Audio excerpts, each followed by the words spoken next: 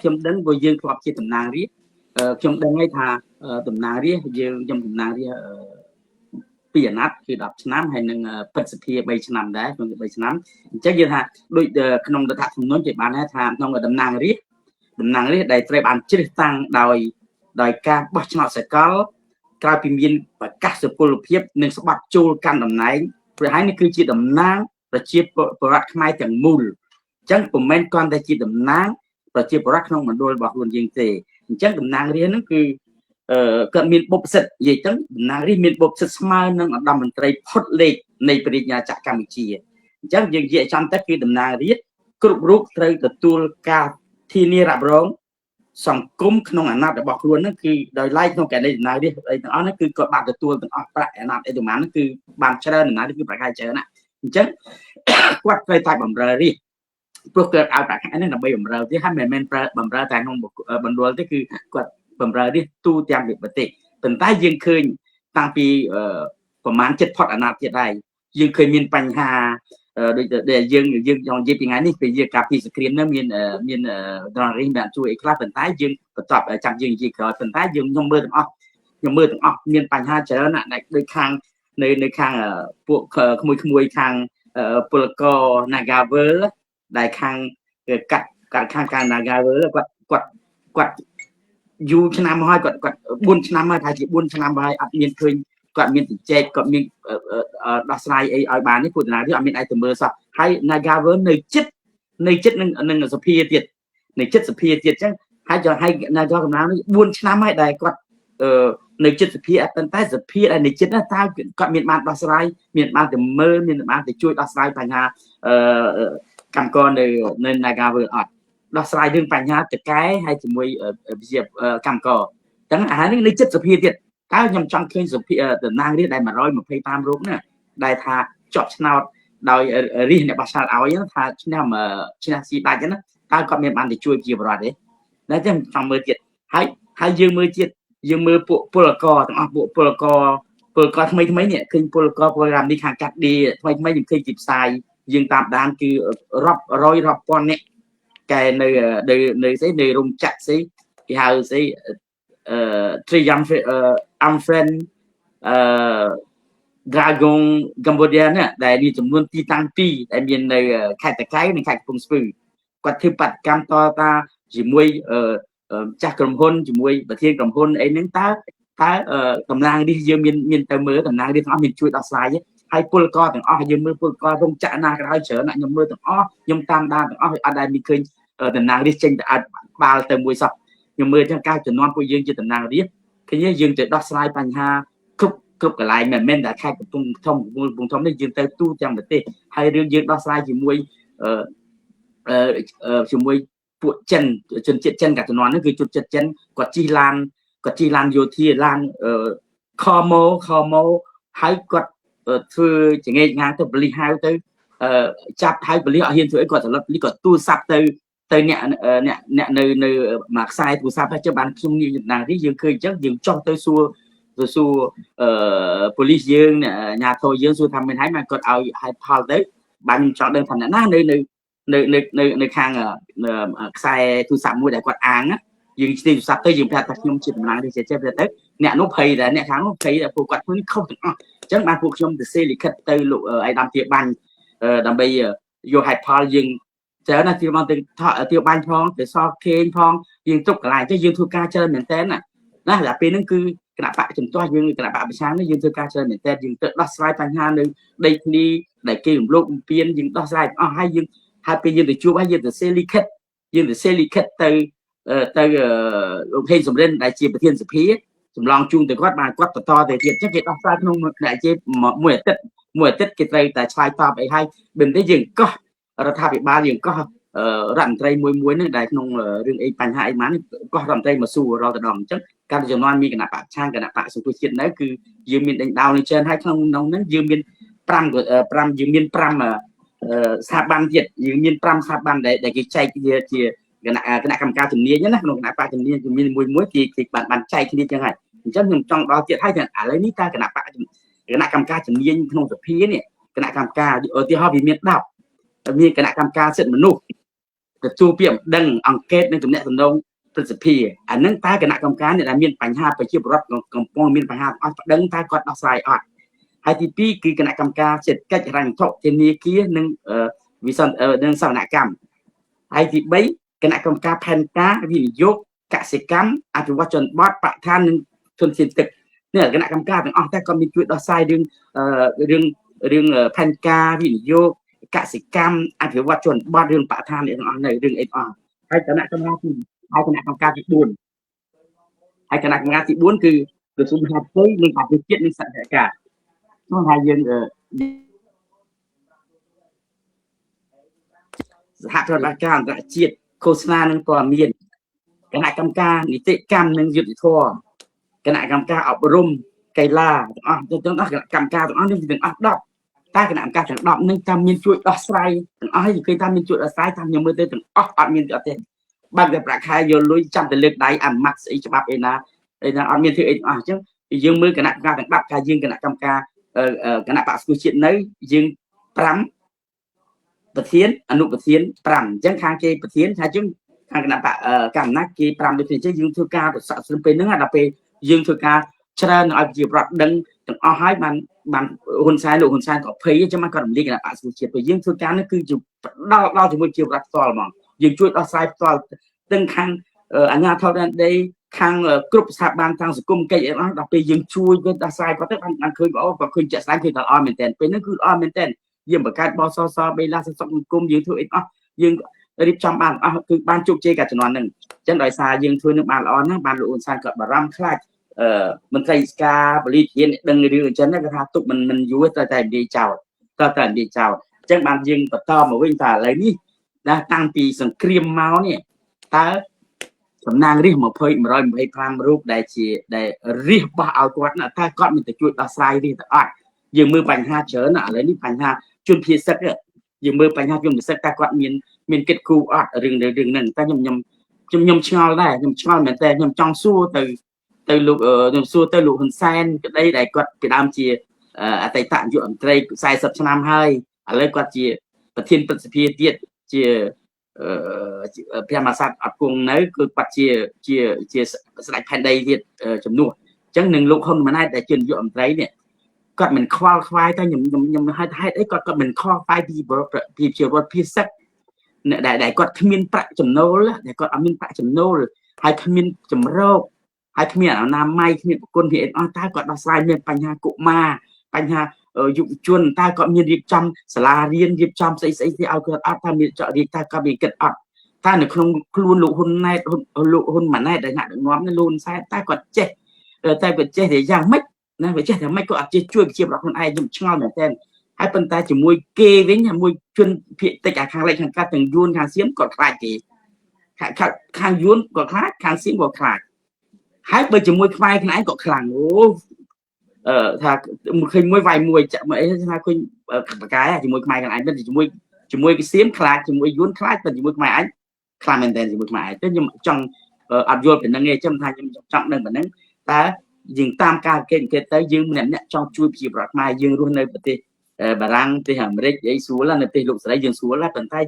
យើងស្រួលតែយើងប៉ុន្តែប្រជាប្រដ្ឋខ្មែរយើងគាត់ទុកវេទនាគាត់វេទនាយ៉ាងនេះហើយខ្ញុំថា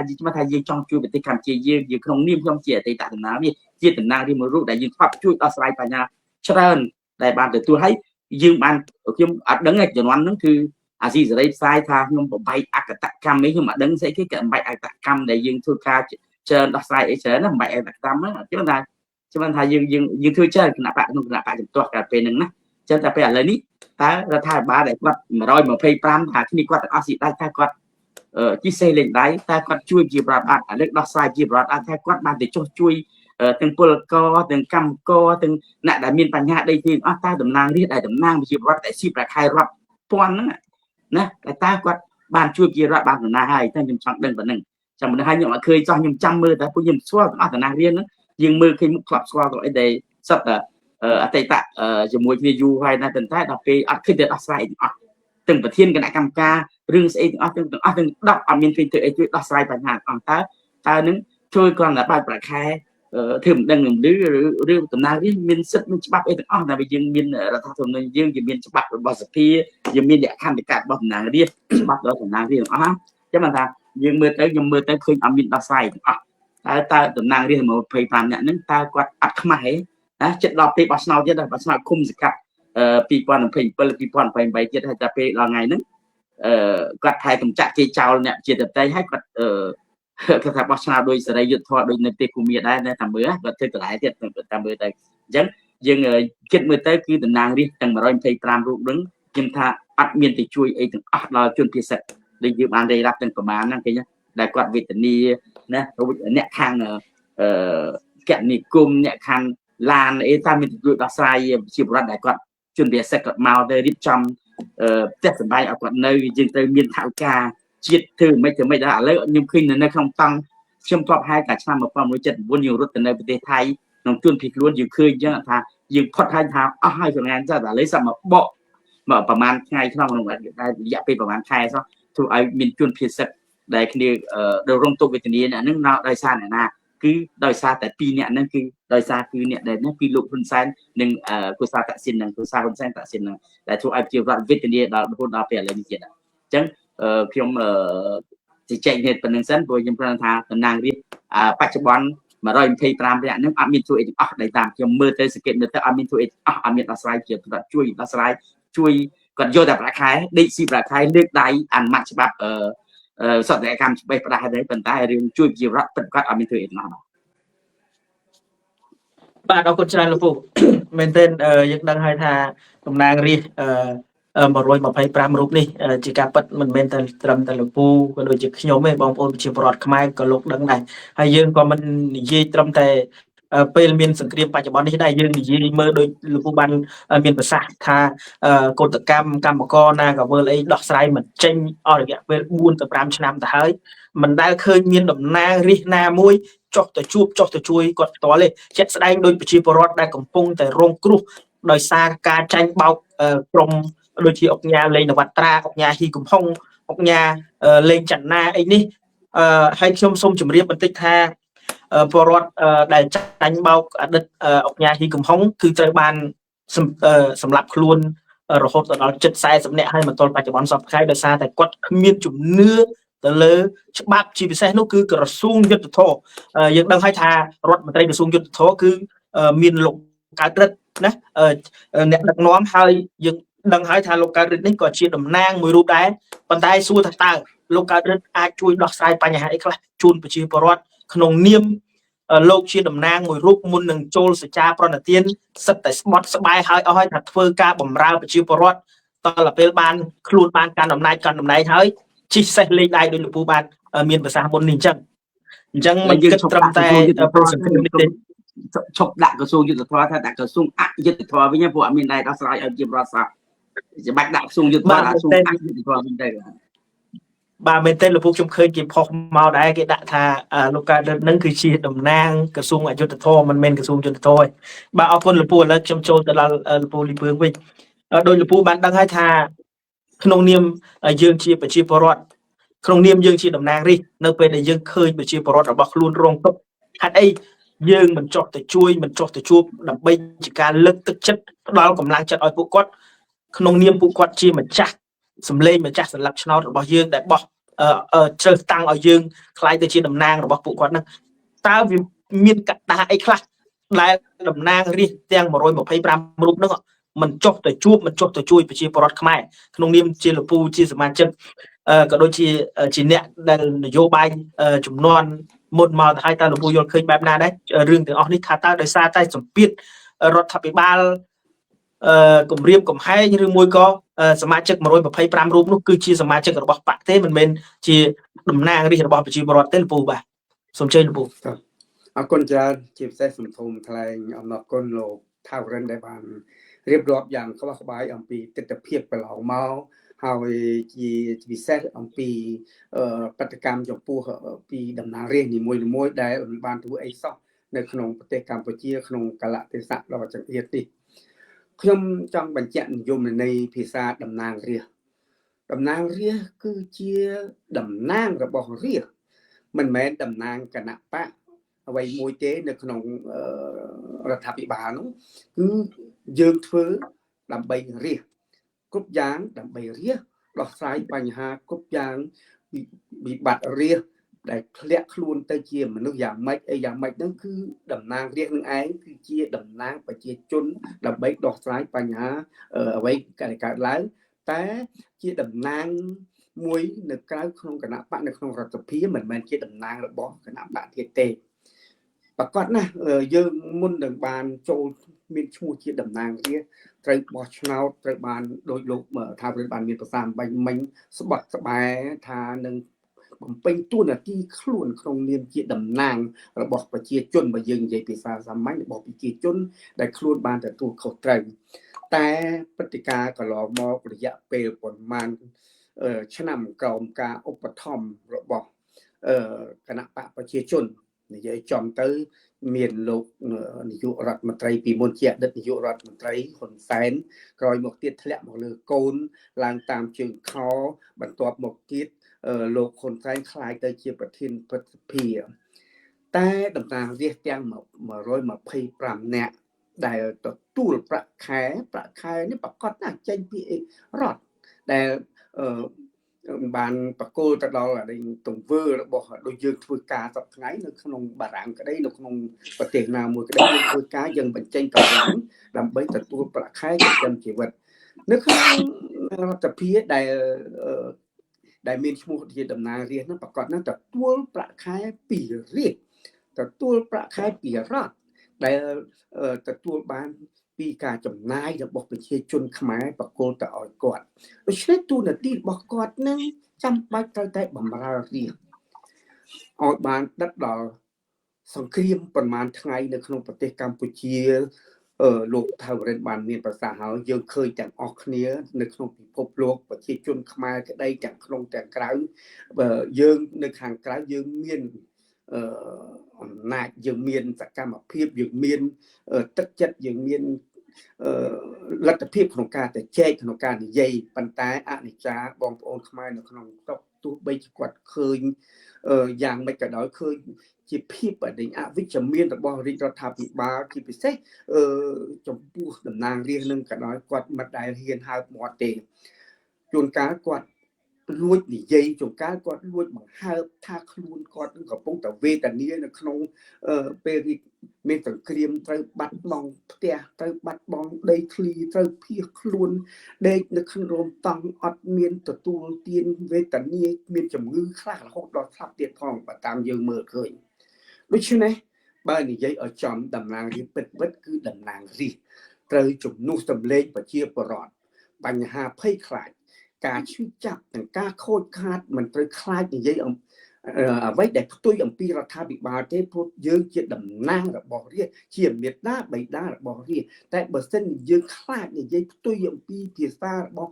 រដ្ឋាភិបាលដូចជារដ្ឋាភិបាលកັບថ្ងៃគឺគាត់យកអំណាចនឹងសង្កត់លើតំណាងរាស្ត្រគ្រប់រូបអត់មានតម្លៃអីទាំងសោះតំណាងរាស្ត្រគ្រាន់តែជាឈ្មោះតំណាងរាស្ត្រក៏ប៉ុន្តែអត់អាចទទួលខុសត្រូវទៅលើវាសនារាស្ត្ររបស់ខ្លួនជាពិសេសបញ្ហាសួរដេញដល់រដ្ឋាភិបាលរឿងបញ្ហាចំនួនទៅលើបញ្ហាចំនួនរវាងថៃហើយនិងខ្មែរសប្តាហ៍ថ្ងៃហ្នឹងតម្រាងរាស្ត្រនៅកម្ពុជាសប្តាហ៍ថ្ងៃនេះបើយើងសង្កេតឃើញបិទមាត់ចិត្តចឹងអត់សួរទេតើហេតុអីបានជាមានសង្គ្រាមតើបញ្ហាដែលថវិកាចំពោះយោធាស្អីនឹងឃើញយើងសង្កេតឃើញថាយោធាសប្តាហ៍ថ្ងៃនៅតាមព្រំដែននៅក្នុងសមរភូមិមុខហាក់បីដូចជាវេទនាមហាវេទនាសូម្បីតែស្បែកជើងនឹងគ្មានពាក់ផងពាក់ស្បែកជើងផ្ទាត់ទៅច្បាំងអន់ជាងសម័យសាធារណរដ្ឋដែលអស់រយៈពេលជា40ឆ្នាំជាងកន្លងមកហើយសូម្បីតែកាភ្លើងយកមកប្រើហ្នឹងក៏អត់មានផងវេទនាកំភ្លើងចាស់ដូច្នេះរឿងតំណាងរាស្ត្រចាំបាច់ត្រូវទៅសួររឿងហ្នឹងតើហេតុអីបានអញ្ចឹងតែតំណាងរាស្ត្រសប្តាហ៍ថ្ងៃអត់ហ៊ានទេគឺតាមបញ្ជារបស់រដ្ឋាភិបាលដែលទទួលខុសត្រូវទាំងអស់អាហ្នឹងហើយដឹងថាយើងហាក់បីដូចជាគ្មានលទ្ធភាពអីជាអ្នកទទួលខុសត្រូវគ្មានឈ្មោះមិនអាចទទួលយកបានឈ្មោះថាជាតំណាងរាស្ត្រទេជាពិសេសបញ្ហាការទូតទៅទៀតមិនមានសិទ្ធិក្នុងការជំរុញការទូតច្បាប់អន្តរជាតិ សំខាន់ទៅលើច្បាប់តុលាការអន្តរជាតិតើត្រូវធ្វើម៉េចដល់ពេលដែលមានសង្គ្រាមនឹងគឺបិទមាត់ចិត្តឲ្យឈឹងលើកលែងទៅតាមអ្វីថារដ្ឋាភិបាលនឹងនិយាយកុហកបោកប្រាស់តំណាងរាស្ត្រអត់មាត់មួយម៉ាត់ទោះបីដឹងថាខ្ញុំនិយាយចំឈ្មោះចឹងចុះណាហ៊ុនម៉ាណែតហ៊ុនសែនថាប្តឹងហើយទៅអង្គការថាជាជាតិដឹងទៅ ICC ចេះតែជឿថាតាមទាំងអស់ប៉ុន្តែមិនមែនថាដាក់តំណាងរាស្ត្រនឹងអត់ដឹងថាពាក្យអស់នេះជាពាក្យកុហករបស់រាជរដ្ឋាភិបាលទេក៏ប៉ុន្តែចេះតែឆ្លោតបាតតាមរហូតដល់សប្តាហ៍ថ្ងៃខ្ញុំគ្មានមិនបានស្គាល់ច្បាស់មិនបានដឹងច្បាស់ពីទស្សនវិជ្ជាមិនបានដឹងច្បាស់ពីសកម្មភាពដែលត្រូវធ្វើរបស់រាជតំណាងរាស្ត្រទេក៏ប៉ុន្តែនិយមនៃពាក្យរបស់តំណាងរាស្ត្រខ្ញុំគ្រាន់ថាជាតំណាងរបស់ប្រជាជនដែលខ្លួនបានក្បត់ក្បែរបានទទួលនិងបានត្រូវតែធ្វើការជួនរាស្ត្រតែអត់តើតែសោះសង្គ្រាមប្រមាណថ្ងៃរវាងខ្មែរនិងថៃបានធ្វើឲ្យប្រទេសកម្ពុជាយើងធ្លាក់ទៅក្នុងឋានមួយដែលយើងស្ទើរតែថាឋានរស់វេទនាប្រជាជនតែតំណាងរាស្ត្របិទមាត់ឲ្យចិត្តព្រោះតំណាងរាស្ត្រធ្វើតាមរដ្ឋាភិបាលដែលនៅពីលើខ្លួននឹងថាខ្លួននឹងជាអ្នកមិនទទួលខុសត្រូវចំពោះរាស្ត្រទេបែរជាអ្នកនៅខាងក្រោមការបញ្ជារបស់រាជរដ្ឋាភិបាលទៅវិញដំណោះស្រាយច្រើនតទៅទៀតជាពិសេសបញ្ហាសិទ្ធិសេរីភាពបញ្ហាបណ្ឌិតមាត់សារព័ត៌មានការពារសិទ្ធិអ្នកដែលរិះគន់ពីបញ្ហាសង្គ្រាមទទួលខុសត្រូវចំពោះប្រជាជាតិទាំងអស់នេះគឺជាគេហៅថាកតបកិច្ចរបស់តំណាងរាស្ត្រតែគួរឲ្យសោកស្ដាយបំផុតតំណាងរាស្ត្រនៅក្នុងទសវត្សរ៍នេះគឺជាតំណាងមួយសម្រាប់ទទួលប្រាក់ខែតំណាងមួយសម្រាប់តែអបអរសាទរនៅទង្វើរបស់រាជរដ្ឋាភិបាលគឺជាតំណាងមួយដើម្បីគ្រប់គ្រងនៅអ្វីដែលរដ្ឋាភិបាលនិយាយដូចគ្មានសិទ្ធិគ្មានអ្វីនិយាយដើម្បីបញ្ចេញការពារប្រជាជនដែលខ្លួនឯងស្បត់បែរទេនេះគឺគ្រាន់តែជាការរមើលឃើញរបស់ខ្ញុំក្នុងនាមខ្ញុំនៅក្រៅស្រុកមើលពីក្រៅទៅឃើញបានប៉ុណ្ណឹងអានេះសូមអរគុណច្រើនចំពោះភាសាលោកមែនថារិនបានបញ្ជាក់យ៉ាងច្បាស់ហើយខ្ញុំយល់ឃើញថាវាជារឿងពិតវាជារឿងមួយដែលយើងសពថ្ងៃ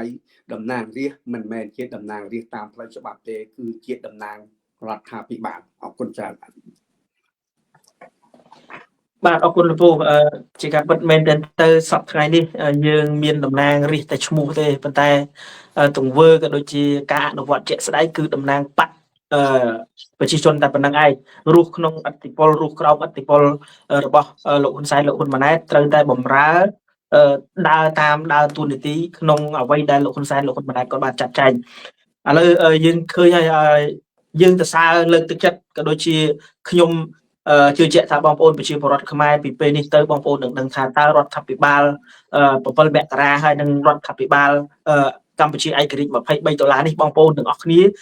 សង្កេតមើលខ្លួនឯងតាមដានមើលខ្លួនឯងទៅចុះបងប្អូនឥឡូវនេះ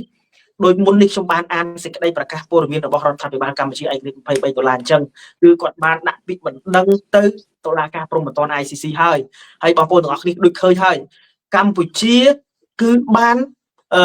គេហៅថាគេប្រើគេហៅថាសេចក្តីជំទាស់ជាមួយនឹងថៃអ្វីដែលថៃឆ្លៀនពៀនរំលោភបំពានគឺរហូតទៅដល់700ដងក៏ប៉ុន្តែកម្ពុជាមិនប្តឹងថៃសោះបងប្អូនទាំងអស់គ្នាដោយសារអីដោយសារតែព្រួយបារម្ភខ្លាចថៃនឹងធ្វើសង្គ្រាមបែបហ្នឹងឯងទៅរដ្ឋាភិបាលលោកហ៊ុនសែនលោកហ៊ុនម៉ាណែតមិនប្តឹងថៃសូម្បីតែមួយករណីណាសោះបានត្រឹមតែគេហៅថាចេញសេចក្តីមិនទទួលស្គាល់ក៏ដូចជាមិនទទួលនៅអ្វីដែលថៃកំពុងតែធ្វើហើយយើងឃើញថ្មីនេះរដ្ឋាភិបាលក៏ដូចជាប្រធានស្ថាប័នរបស់រដ្ឋាភិបាលកម្ពុជាឯករាជ្យ$23ជាពិសេសគឺលោកស្រីខិតកំហ៊ុនគាត់បានដើរស្ទើរតែគ្រប់ប្រទេសតាក់ទងជាមួយនឹងកិច្ចការបរទេសក៏ដូចជាតាក់ទងជាមួយនឹងកិច្ចព្រមព្រៀងសន្តិភាពទីក្រុងប៉ារីសអីក្តីហើយថ្មីនេះថ្ងៃនេះលោកក៏បានជាមួយនឹងស្ថាប័នយុទ្ធធរបានអញ្ជើញទៅដល់តុលាការព្រហ្មទណ្ឌ ICC ទៀតនេះគឺជារឿងមួយដែលបងប្អូនប្រជាពលរដ្ឋខ្មែរគួរតែគិតហើយពិចារណាទាំងអស់គ្នាថាតើនៅគ្រប់គ្រងរដ្ឋាភិបាលលោកហ៊ុនសែនលោកហ៊ុនម៉ាណែតនឹងដល់ពេលណាទៀតបងប្អូនទាំងអស់គ្នាត្រូវតែងាកមកគ្រប់គ្រងនៅរដ្ឋាភិបាលដែលបំរើផលប្រយោជន៍ឲ្យរាជមែនទេ ដោយអ្វីដែលលោកពូម៉ានស្ថាបរិនគាត់បានមានប្រសាសន៍ពីមុនអញ្ចឹងខ្ញុំតាំងពីឃើញតាំងពីគេរំលាយគណៈបក្សសង្គ្រោះជាតិមកខ្ញុំមិនដែលឃើញតំណាងរាស្ត្រណាម្នាក់នៅក្នុងជួរគណៈបកប្រជាជនកម្ពុជាចុះទៅជួបប្រជាពលរដ្ឋដោយផ្ទាល់ទេឥឡូវមកលោកពូវិញយើងនិយាយពីបញ្ហាព្រំដែនអត់សូវលឺខ្ញុំមែនលោកពូមិនលឺច្បាស់ឡើយសារឥឡូវអត់ទៅលឺទេលឺច្បាស់តាទូរស័ព្ទលោកពូអាចមានគេខលចូលដឹងហើយពូប្រហែលជាគេខលចូលពេលទៅពេលឥឡូវលឺខ្ញុំច្បាស់ហើយលោកពូទទួលខ្ញុំបានច្បាស់ហើយមិនឃើញលឺច្បាស់មែនតើឥឡូវអត់សូវច្បាស់លោកពូអាចចូលមកវិញម្ដងទៀតហ្នឹងហើយដោយសារតែបញ្ហាទូរស័ព្ទលោកពូប្រហែលជាមានបញ្ហារ៉ាដូបន្តិចយើងដឹងហើយលោកពូថាចាប់តាំងពីក្រសួងការពារជាតិអ្នកនាំពាក្យក្រសួងការពារជាតិលោកស្រីម៉ាលីសុជាតាបានប្រកាសថាកម្ពុជាកំពុងតែនឹងរៀបចំសំណុំឯកសារដើម្បីដាក់ពាក្យប្តឹងថៃទៅតុលាការព្រហ្មទណ្ឌ ICC ក៏ប៉ុន្តែមកដល់ពេលនេះយើងអត់មានឃើញសេចក្តីប្រកាសជាព័ត៌មានណាមួយឲ្យប្រជាពលរដ្ឋខ្មែរជាពិសេសបងប្អូនជនភៀសសឹកដែលកំពុងតែរងគ្រោះនោះលោកមានសង្ឃឹមថារដ្ឋាភិបាលលោកហ៊ុនម៉ាណែតនេះបានដាក់ពាក្យប្តឹងថៃទៅតុលាការណាមួយទេអត់មានទាល់តែសោះសូម្បីតែកិច្ចព្រមព្រៀងសន្តិភាពទីក្រុងប៉ារីសនេះក៏រដ្ឋាភិបាលលោកហ៊ុនសែនលោកហ៊ុនម៉ាណែតនេះគឺមិនបានធ្វើដែរមិនបានទំនាក់ទំនងដើម្បីឲ្យគេជួយដោះស្រាយក្នុងការវិវាទព្រំដែននេះដែរអញ្ចឹងយើងត្រឡប់មកវិញថាកិច្ចការងារការទូតគឺនិយាយឲ្យចំរដ្ឋាភិបាលលោកហ៊ុនសែនលោកហ៊ុនម៉ាណែតគឺបរាជ័យទាំងស្រុងมันអាចមានទំនាក់ទំនងជាមួយនឹងប្រទេសណាមួយទេសូម្បីតែសហរដ្ឋអាមេរិកទោះបីជាលោកហ៊ុនម៉ាណែតព្យាយាមលើកជើងសហរដ្ឋអាមេរិកយ៉ាងណាក៏ដោយផ្ដល់ពានរង្វាន់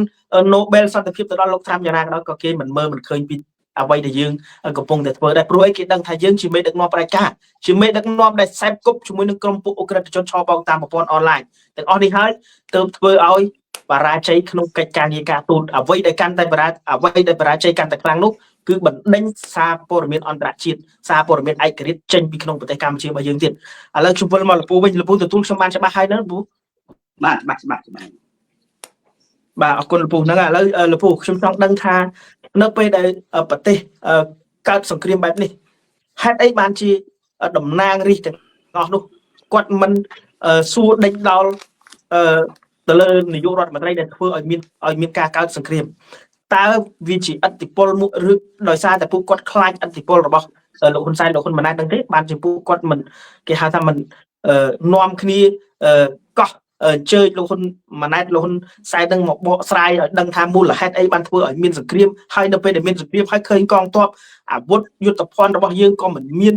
ទំនើបអីក៏អត់មានចុះហេតុអីបានជាពួកគាត់មិនអញ្ជើញមិនហៅលោកហ៊ុនសែនលោកហ៊ុនម៉ាណែតនឹងមកសាកសួរដោយសារតែមូលហេតុអីខ្លះពូបាទអញ្ជើញឲ្យគាត់ក៏ហៅមិនក៏បើគាត់នីតិបញ្ញត្តិមែនបើខ្លាចនីតិប្រតិបត្តិគាត់ខ្លាចគេដកពួកគេឲ្យគាត់មិនមែនបោះឆ្នោតដោយជាសកលណាដោយសារមូលហេតុហ្នឹងហើយដែលគាត់អត់ហ៊ានអីទាំងអស់គាត់សុកចិត្តយកតែប្រាក់ខែលើកដៃរឹកដៃលុកស្អីធ្វើសតនកម្មច្បាប់អេរ៉ុបសិបទាំងអស់ភ្លេចមិនរាប់ភ្លេចអញ្ចឹងគាត់មិនហ៊ានតតាមទេដែលសំខាន់បំផុត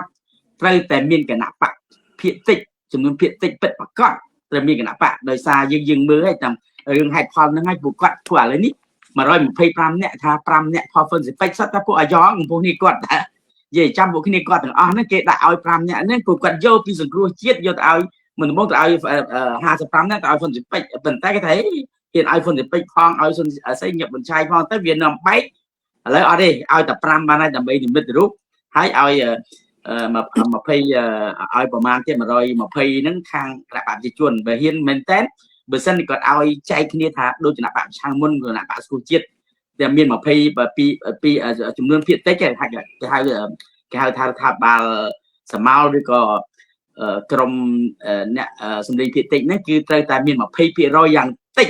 ណាដើម្បីបានចូលទៅបានជាសម្លេងភាគចិត្តនេះគឺមានឋានន្តរស័ក្តិស្មើនឹងនាយករដ្ឋមន្ត្រីអញ្ចឹងគេអាចចែកគ្នាចែកមានន័យថាការសង្គ្រោះជាតិយើងបានច្រើន55អ្នកអញ្ចឹងចែកយើងនេះគ្នាដូចថាក្នុងសភានឹងក្នុងគណៈកម្មការមួយ5ខាងគណៈបកប្រជាជន5ខាងគណៈបកសង្គ្រោះជាតិហើយអនុធានគេចែកញ៉ាយធ្វើការពេលហ្នឹងគឺល្អមែនតើប៉ុន្តែ និយាយឲ្យចំទៅមិនអាចនិយាយបានទេយើងនិយាយឲ្យចំគឺមូលហេតុណាដែលតែធ្លាក់ផលិតប្រជាធិបតេយ្យដែលពីគេរំលាយគណៈបក្សសង្គមជាតិហ្នឹងហើយកាលនោះយើងធ្វើបានឃើញដល់ប្រជាពលរដ្ឋយល់ក្នុងមន្ត្រីរាជការពលិទាហានចៅហ្វាយខេត្តអស់ក៏ដឹងទាំងអស់ការងារទាំងអស់ហ្នឹងណាអញ្ចឹងយើងនិយាយពីសាវតាមកគឺថាប្រទេសកម្ពុជាយើងបង្កើតកិច្ចព្រមព្រៀងសន្តិភាពក្នុងទីក្រុងប៉ារីសពីថ្ងៃ$23ឆ្នាំ91ហ្នឹងគឺដើម្បីនាំកម្ពុជាត្រឡប់មកសន្តិភាពវិញឃើញទេសន្តិភាពពិតប្រាកដក្រោយពីស្ថិតនៅក្នុងសង្គ្រាមស៊ីវិលប្រតិទិនគ្រារវាងខ្មែរនេះជាប្រវត្តិយើងនឹងសហគមន៍អន្តរជាតិនេះគឺថាគេធ្វើអានឹងមកថ្មីដើម្បីឲ្យយើងមានប្រជាធិបតេយ្យជាប្រវត្តិទាំងអស់នឹងសហគមន៍អន្តរជាតិគេគ្រប់គ្រងណាគេគ្រប់គ្រងយ៉ាងខ្លាំងនៅពង្រឹងប្រជាធិបតេយ្យសេរីភូប៉ានៅក្នុងរយៈពេល34ឆ្នាំនេះដែលខំធ្វើមកចាប់តាំងពីរដ្ឋធម្មនុញ្ញបានចែងក្នុងរដ្ឋមានប្រជាធិបតេយ្យសេរីភូប៉ាប៉ុន្តែសមិទ្ធផលដែលបានសូត្រឡើងដើម្បីជារដ្ឋខ្មែរនេះបានបំផ្លាញទាំងស្រុងដោយលោកហ៊ុនសែន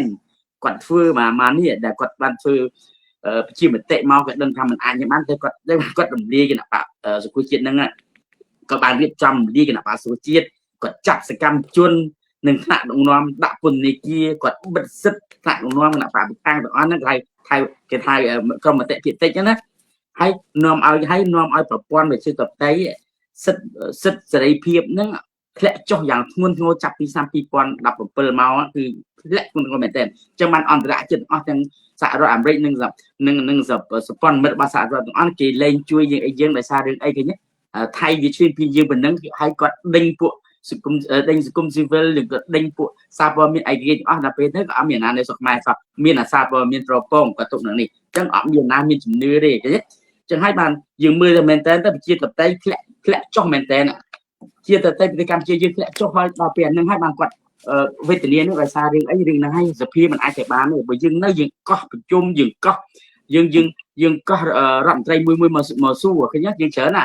ហើយគាត់ឲ្យលោកហ៊ុនសែនណាគាត់ប្រើប្រាស់វិសោធនកម្មច្បាប់នេះដើម្បីរំលាយអ្នកសម្លេងភាគតិចដែលឈ្នះគេឈ្នះលើការបោះឆ្នោតគេនឹងឈ្នះនៅ2023ណាអញ្ចឹងគាត់រំលាយគេហើយគេឲ្យបាត់បង់សេរីភាពក្នុងការចូលរួមក្នុងឆាកនយោបាយរំលាយគណៈបក្សសង្គមជាតិបិទសិទ្ធិអ្នកនយោបាយចាប់សកម្មជនណាដឹកនាំគណៈបកប្រឆាំងនឹងដាក់ពន្ធនាគារគាត់យកអាសនៈពីគេដែលឃុំសង្កាត់5007ហ្នឹងឃុំសង្កាត់ខេត្តក្រុងហ្នឹងហើយនឹងតំណាងរាស្ត្រអស់ក៏ចែកគ្នាគាត់ទៅចែកពួកហ៊ុនចែកនេះចែកដោយរំលោភឆន្ទៈម្ចាស់ឆ្នោតចឹងដែលគេចែកនោះរដ្ឋធម្មនុញ្ញណាចឹងហើយគាត់គៀបណាគាត់គៀបសង្កត់កាន់តែខ្លាំងឡើងលើសង្គមស៊ីវិលនិងប្រព័ន្ធផ្សព្វផ្សាយឯករាជ្យហើយវិសោធនកម្មច្បាប់គាត់ធ្វើអីសេចចិត្តឃើញទេអញ្ចឹងគាត់ចាប់ពួកស្អីយុវជនបកឋានដែលគេការពារបកឋានអីចាប់គេដាក់គុករឿងស្អីគេនិយាយក្នុងរឿងគេព្រមព្រៀងឲ្យបើកទីក្រុងប៉ារីសដើម្បីឲ្យគាត់ចាប់គេដាក់គុក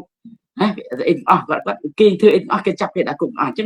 ងគាត់បិទបំបិទសិទ្ធិគេមែនតើហើយប្រជាបរតអត់មានសិទ្ធិសេរីភាពពេញលេញប្រជាពលរដ្ឋរងការគំរាមកំហែងនៅពេលដែលប្រើប្រាស់សិទ្ធិរបស់គាត់តាមច្បាប់ណាគាត់ចាប់គេនិយាយគេអីទីទៀតគាត់ចាប់គេដាក់គុកទាំងអស់ហើយសេរីភាពនៃសារព័ត៌មានពិតប្រាកដត្រូវបានរឹតបន្តឹងនឹងការបញ្ចេញមតិយោបល់រងការចាប់ប្រកាន់ញុះញង់តាមផ្លូវតុលាការយកតុលាការគាត់បញ្ជាទាំងអស់គាត់បញ្ជាទាំងស្ដេចបញ្ជាទាំងតុលាការគាត់បញ្ជាប៉ូលីសធានទាំងអស់អញ្ចឹងថាគាត់ធ្វើហ្នឹងគឺមែនតើហើយប្រជាពលរដ្ឋអត់មានសិទ្ធិសេរីភាពទេហើយនៅក្នុងរដ្ឋធម្មនុញ្ញមានបន្តែក្នុងกระดาษបន្តែនៅពិតប្រាកដអត់មានសិទ្ធិសេរីភាពទេ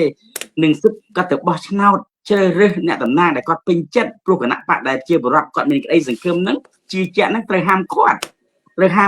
អត់ឲ្យគេអញ្ចឹងឥឡូវចាប់ដើមធ្វើហើយពេលមើលភូមិចាប់ដើមរៀបចំធ្វើអីណាណាអត់មានណាទទួលស្គាល់អាស៊ានគ្នាឯងអត់ទទួលស្គាល់អន្តរជាតិអត់ទទួលស្គាល់លោកហ៊ុនសែនដូចគ្នាពួកនោះភូមិធ្វើតាមលោកហ៊ុនសែនបងធွာបងធွာគាត់ឥឡូវនេះដូចគ្នាទៀតដែរ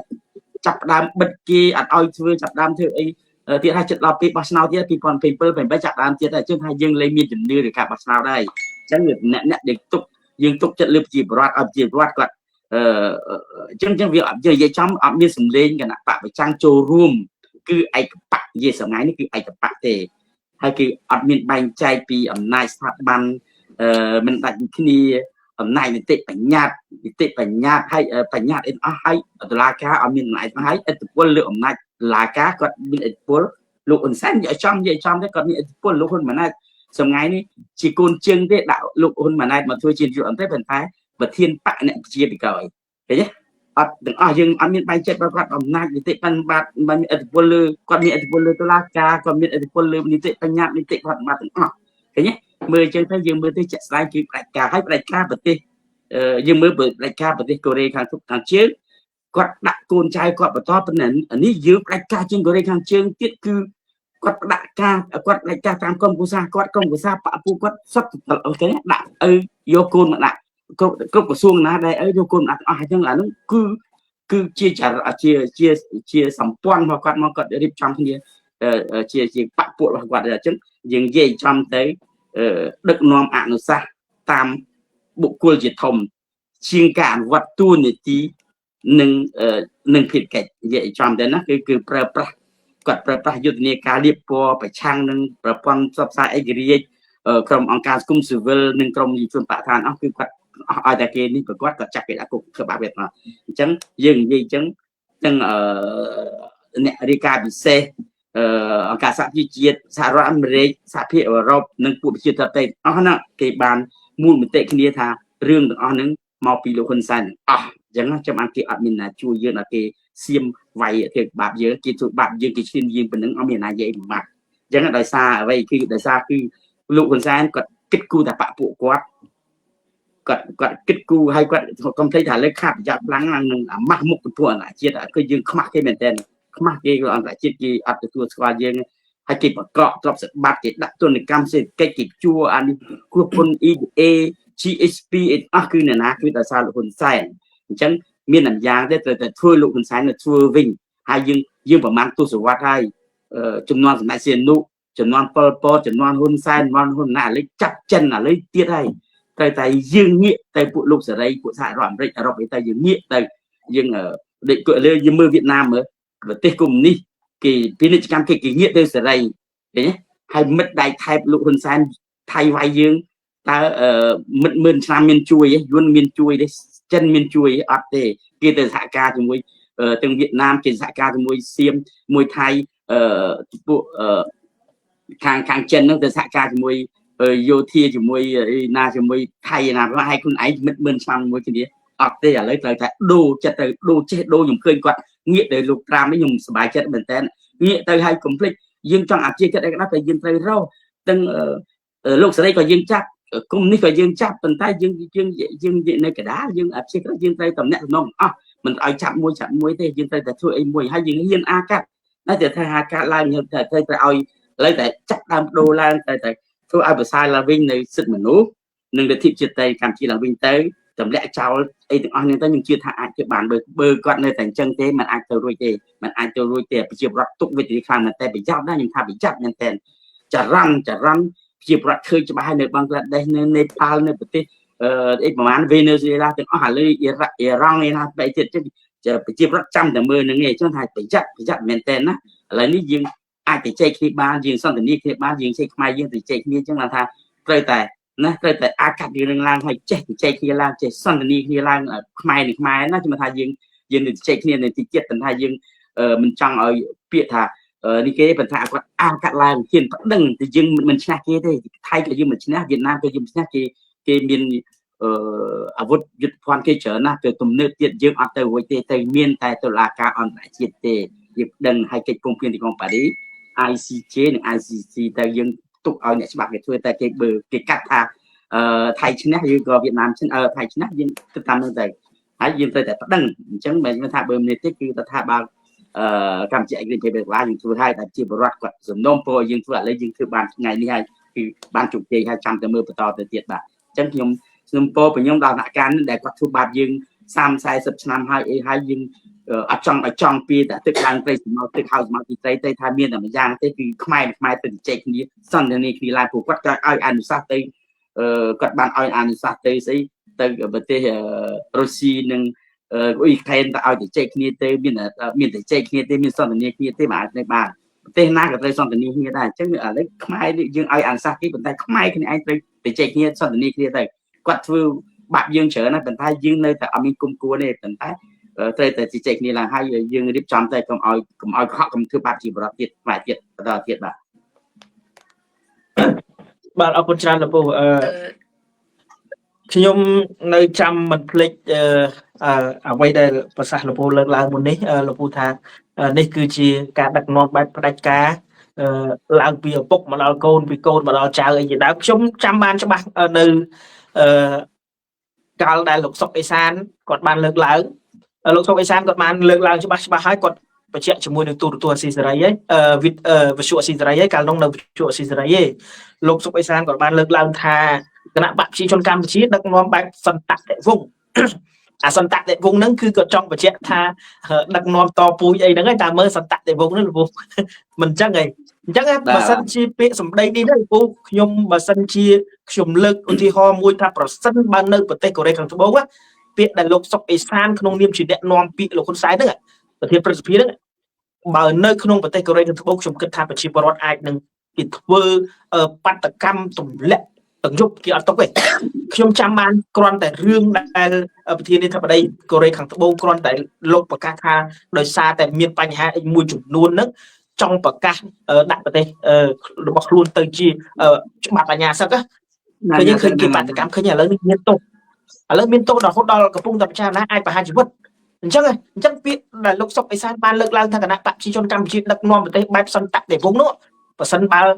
ប្រទេសមានប្រជាធិបតេយ្យពិតប្រាកដប្រហែលជាពលរដ្ឋនាំគ្នាធ្វើបាតកម្មទាំងយប់ទម្លាក់លោកសុកអេសានទម្លាក់លោកហ៊ុនសែនបាត់ហើយអរគុណឥឡូវខ្ញុំមកលោកពូលីពឿនវិញលោកពូខ្ញុំចង់ឲ្យលោកពូប្រៀបធៀបបន្តិចជាមួយនឹងរដ្ឋាភិបាល7មករានឹងរដ្ឋាភិបាលកម្ពុជាឯករាជ្យ$23ដូចលោកពូបានដឹងហើយថាតំណាងរាស្ត្ររបស់រដ្ឋាភិបាលកម្ពុជាឯករាជ្យ$23ទាំងអស់នេះប្រមាណប្រធានស្ថាប័នប្រមាណនេះដឹងហើយកើតចេញពីឆន្ទៈអ្វីដែលគាត់ស្រឡាញ់ជាតិស្រឡាញ់ប្រជាពលរដ្ឋស្រឡាញ់ប្រទេសអញ្ចឹងសួរថាតើគាត់មានប្រាក់ខែមានអីគឺអត់មានទេប៉ុន្តែកិច្ចការងារឥឡូវនេះលោកពូឃើញស្រាប់ហើយតាំងពីបង្កើតមកដល់បច្ចុប្បន្នសប្តាហ៍ថ្ងៃឃើញគាត់អត់មានទំនេរប៉ុន្តែងាកទៅមើលរដ្ឋាភិបាលដែលមានប្រាក់ខែពាន់ថាតើបានធ្វើអីខ្លះឥឡូវខ្ញុំចង់ឲ្យលោកពូប្រៀបធៀបបន្តិចថាតើរដ្ឋាភិបាលពីរហ្នឹងតើបងប្អូនប្រជាពលរដ្ឋខ្មែរនឹងគួរតែនៅគ្រប់គ្រងរដ្ឋាភិបាលមួយណាទៀតលោកពូបាទសូមអញ្ជើញពូអរគុណច្រើនក្មួយចំពោះការប្រៀបធៀបរបស់ខ្ញុំការមើលឃើញរបស់ខ្ញុំកន្លងមកខ្ញុំជឿថារដ្ឋាភិបាល7មករានិងរដ្ឋាភិបាល$23មានលក្ខណៈខុសគ្នាដូចមេឃនឹងដីនៅក្នុងប្រទេសកម្ពុជាគឺជាប្រទេសមួយដែលមានប្រជាជន17លាននាក់និងមានផ្ទៃដីដែលយើងដឹងរួចហើយថាមានប្រមាណគីឡូម៉ែត្រការ៉េតែអ្វីដែលសំខាន់បំផុតរដ្ឋាភិបាលកម្ពុជាសពថ្ងៃមិនមែនជារដ្ឋាភិបាលត្រីភាគីអីទេដែលនាំគ្នានិយាយចេះតែពឺតថារដ្ឋាភិបាលច្រើនភាគីចេះមួយចេះពីរតាមពិតជារដ្ឋាភិបាលឯកបៈជារដ្ឋាភិបាលដែលឡើងតាមជើងខោតពីឪមកដល់កូនតែប៉ុណ្ណឹងសូម្បីតែតមកកូនហើយនឹងណារដ្ឋាភិបាលនោះក៏មិនមកមានសិទ្ធិទៅដល់កូនតែជានាយករដ្ឋមន្ត្រីដែរដោយតបថ្ងៃយើងឃើញទាំងអស់គ្នាហើយហ៊ុនម៉ាណែតជានាយករដ្ឋមន្ត្រីតែការសម្រេចគ្រប់យ៉ាងទៅលើបញ្ហាមាតុភូមិក្តីទៅលើបញ្ហាប្រជាជនក្តីគឺស្ថិតទៅលើឪពុកខ្លួនឯងទាំងអស់ដូច្នេះហ៊ុនម៉ាណែតគ្រាន់តែជាមានឈ្មោះជារដ្ឋាភិបាលជាដែលប្រធានាធិបតីជានាយករដ្ឋមន្ត្រីសំទោសតែมันខុសពីពាក្យសាមញ្ញមួយគេហៅថាអវងហើយបាត់យ៉ាងម៉េចគឺឪថាម៉េចធ្វើចឹងគាត់ចង់បង្ហាញគេថាឪពុកគាត់ជាអ្នកមានគុណដូច្នេះត្រូវតែធ្វើតាមឪពុកទោះឪពុកនាំចូលរួមក្តាមក៏គាត់ចូលដែរចំពោះប្រជាជនចំពោះបញ្ហាប្រទេសជាតិអត់មានចឹងទេហើយបើសិនជាយើងងាកមករដ្ឋាភិបាលតបថ្ងៃដែលយើងទឹកតែមានគឺរដ្ឋាភិបាល$23គឺខុសពីរដ្ឋាភិបាលរបស់លោកហ៊ុនសែនដែលយើងហៅថារដ្ឋាភិបាល7មករាខុសគ្នាដូចមេឃនឹងដីកំណើនកើតឡើងរបស់រដ្ឋាភិបាល$23គឺចេញពីឆន្ទៈពិតប្រាកដអត់មានប្រាក់ខែទេមានតែចេញខ្លួនឯងធ្វើដំណើរពីឧទាហរណ៍ជាក់ស្ដែងលោកថាវរិនមិនបានប្រហែលថ្ងៃទៀតទេគឺទៅអាមេរិកដើម្បីបំពេញតួនាទីក្នុងនាមខ្លួនជាតំណាងរបស់គណៈបក បណ្ដំណាងរបស់រដ្ឋាភិបាល23តុលាតែលោកថារិនមានយកលុយពីខ្ញុំទេមានយកលុយអំពីតំណាងគណៈបកស្អីមួយនៅក្នុងប្រទេសបារាំងដែលធ្លាប់តែយើងនិយាយអំពីតំណាងរបស់គណៈបកសង្គ្រោះជាតិតំណាងគណៈបកស្អីហ្នឹងលោកថារិនដែលមានយកលុយទេអត់ទេគ្រប់តំណាងស្ថាប័នរបស់គណៈបក23តុលាគឺចេញថវិកាខ្លួនឯងធ្វើដំណើរខ្លួនឯងចំណាយពេលខ្លះចោលប្តីចោលប្រពន្ធដើម្បីបំពេញតួនាទីក្នុងនាមជាអ្នកស្រឡាញ់ជាតិហើយមិនត្រឹមតែប៉ុណ្្នឹងទេគណៈបក7មករាបែរជាប្រើភាសាមួយរត់ចោលស្រុកណាក្បត់ជាតិ3ចំនួនយើងធ្វើដើម្បីប្រជាជនទាំងអស់គ្នាយើងធ្វើដើម្បីប្រទេសជាតិមិនមែនធ្វើដើម្បីបុគ្គលខ្លួនឯងយកលុយមកដាក់ហើប៉ៅឲ្យស្រែកថាអញជាអ្នកស្នេហាជាតិដូចគណៈបកដូចជារដ្ឋាភិបាល7មករាសប្តាហ៍ថ្ងៃនេះទេហើយខ្ញុំចង់បញ្ជាក់ទៀតថារដ្ឋាភិបាល7មករាគឺរដ្ឋាភិបាលឯកបកមិនមែនពហុបកទេសូមកុំឲ្យច្រឡំឲ្យសោះមានគណៈបក3-4នាក់គណៈបកដែលចូលក្នុងរដ្ឋសភាជាមួយគណៈបកប្រជាជនតែគ្រប់យ៉ាងគឺគណៈបកប្រជាជនជាអ្នកសម្រេចដូចជារឿងបញ្ហាសង្គ្រាមសប្តាហ៍បើយើងនិយាយឲ្យចំមែនទៅយើងមានច្បាប់ច្រើននៅក្នុងពិភពលោក ICJ ICC ច្បាប់23ដុល្លារដែលយើងបានទៅចែកគ្នាហើយមិនត្រឹមតែប៉ុណ្ណឹងទៀតការសន្យារបស់រាជរដ្ឋាភិបាលបារាំងបានសន្យាថានឹងជួយកម្ពុជាតែហ៊ុនសែនចេញមុខទៅប្តឹងទេទៅប្តឹងច្បាប់អន្តរជាតិដែលជួយទៅដល់ប្រទេសកម្ពុជាជាពិសេសកិច្ចចរចាទ្វេភាគីរវាងថៃនិងបារាំងអំពីផែនទីស្រុកខ្មែរនៅឆ្នាំ1904ដល់ឆ្នាំ1907បារាំងគេសន្យាថាជួយកម្ពុជាហេតុអីបានជាហ៊ុនសែនអត់ហ៊ានប្តឹងប្រកាសណាស់មនុស្សយើងកាលណាមានអាចកំបាំងអីមួយលាក់នៅពីក្រោយខ្នងដែលជាអាចកំបាំងអវិជ្ជមានចំពោះប្រជាជនចំពោះប្រទេសកម្ពុជាប្រកាសជាអត់ហើបក្បាលទេខ្ញុំមិនចង់លូកលាន់ទៅដល់បញ្ហាវៀតណាមទេហ៊ុនសែនបានកាត់ស្អីខ្លះទៅឲ្យវៀតណាមហើយបើសិនជាកាត់ទៅឲ្យវៀតណាមហ៊ុនសែនក៏មានកាត់ដីខ្លះឲ្យទៅថៃដែរដូច្នេះការសន្មត់របស់ខ្ញុំមកពីកម្លាចអស់ទាំងនឹងហើយដែលហ៊ុនសែនមិនហ៊ានប្តឹងទៅដល់ប្រទេសថៃប្រកាសជាមានស្អីមួយនៅពីក្រោយខ្នងប្រកាសជាមានស្អីមួយជាអវិជ្ជមានសម្រាប់រដ្ឋាភិបាល7មករាសប្តាហ៍ថ្ងៃនេះហើយបានជាពួកនឹងអត់ហ៊ានហើបមាត់អញ្ចឹងការប្រៀបធៀបរវាងរដ្ឋាភិបាល23ដុល្លារនិងរដ្ឋាភិបាល7មករាខុសគ្នាដូចមេឃនិងដីគ្រាន់មួយធ្វើការដើម្បីមាតុភូមិមួយធ្វើការដើម្បីបកពុះដើម្បីអំណាចខុសគ្នាដូចមេឃនិងដីនេះជាការសង្ខេបរបស់ខ្ញុំបាទអរគុណលោកពូមែនតើទៅយើងឥឡូវយើងសរុបមកវិញមានន័យថាតំណាងរាស្ត្រនៅក្នុង125រូបនៅក្នុងប្រទេសកម្ពុជាសពថ្ងៃមិនមែនជាតំណាងឲ្យប្រជាពលរដ្ឋពិតប្រាកដដូចមុនពេលដែលពួកគាត់បានសច្ចាប្រណិធានចូលកាន់ជាតំណាងឲ្យប្រជាពលរដ្ឋទេគឺពួកគាត់សពថ្ងៃនេះគឺតំណាងឲ្យបកប្រជាជនកម្ពុជាហើយក៏ធ្វើការឲ្យបំរើឲ្យលោកហ៊ុនសែននិងលោកហ៊ុនម៉ាណែតដែរអញ្ចឹងប្រជាពលរដ្ឋខ្មែរលោកគួរតែគិតពិចារណាត្រង់ចំណុចអស់នេះឥឡូវនេះមួយសំណួរចុងក្រោយទៅកាន់លោកពូម៉ាន់ស្ថាបរិនវិញខ្ញុំចង់ដឹងពីលោកពូមុននេះលោកពូបានលើកឡើងថាយើងមិនចង់ឃើញប្រជាពលរដ្ឋខ្មែរដូចធ្វើដូចប្រទេសនេប៉ាល់ប្រទេសបង់ក្លាដេសស្រីលង្កាអីអស់ហ្នឹងទេ